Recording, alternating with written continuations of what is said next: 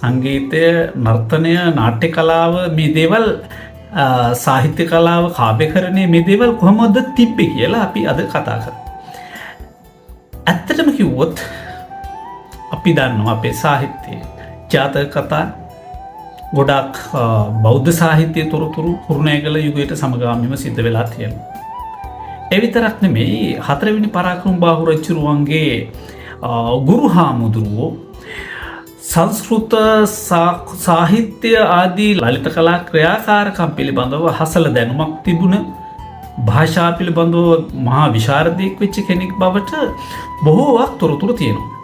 ඒ නිසා ඒ හතරවෙනි පරාක්‍රම බාහු රජුරුවන්ගේ ගුරු හාමුදුරුවෝ අත්හැරලා අපිට කුරුණෑගල රාජධානිය ගැන කතා කරන්නට බෑ.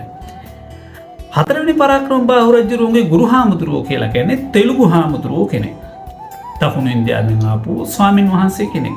තෙලුගු හාමුදුරුවෝ කෙනෙක්. ඒ තෙලුගු භාෂාව කතා කරපු හාමුදුරුවෝ ලංකාවට ගෙන්වාගෙන හතරවෙනි පරාක්‍රම බාහු රජුරුවෝ ඒ තෙලුගු හාමුදුරුවෝ ගුරු තනතුරේ තියාගෙන තමයි මේ සියලු කටයුතු කරලා තියෙන රාජ්‍ය පාලනයට සම්බන්ධව කටයුතු කරන්නේ. එනිසා ඒ තෙලුගු සාහිත්‍යයේ එන කතා ඇසුරුන් ජාතක කතා පොත් වහන්සේ රචනා කරන්නට පදනම දමාගත්ත බව අපි සාහිත්‍යයේ පිළිගන්නවා.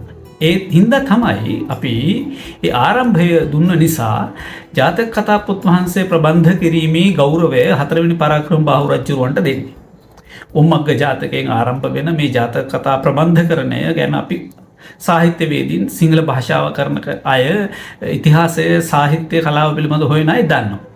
ඒ විතරක් නෙමෙයි මේ පරාක්‍රම බාහු පිරිවෙන කියලා කියන්නේ කුරුණෑගල කාලේ තිබුණු නර්තනයට සාහිත්‍යයට කලාවට ඉතාමත් ස්වර්ණමය යුගයක් ගෙනලා දුන්නු තැනක්.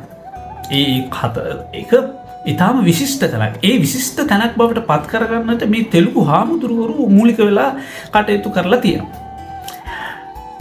භාරතීය සංගීතය යම් විදිහකට මේ දෝලනය වෙමින් ඛණ්ඩනය වෙමින් යනකොට එහි පාණ්ඩිත්‍ය දක්වපු අය එකතු කරගෙන මේ චෝලයෙන් ලංකාවට ඇවිල්ලා මේක ව්‍යාප්ත කළාද කියන කාරණාව ගැන අපිට හිතන්නට සිද්ධ වෙනවා.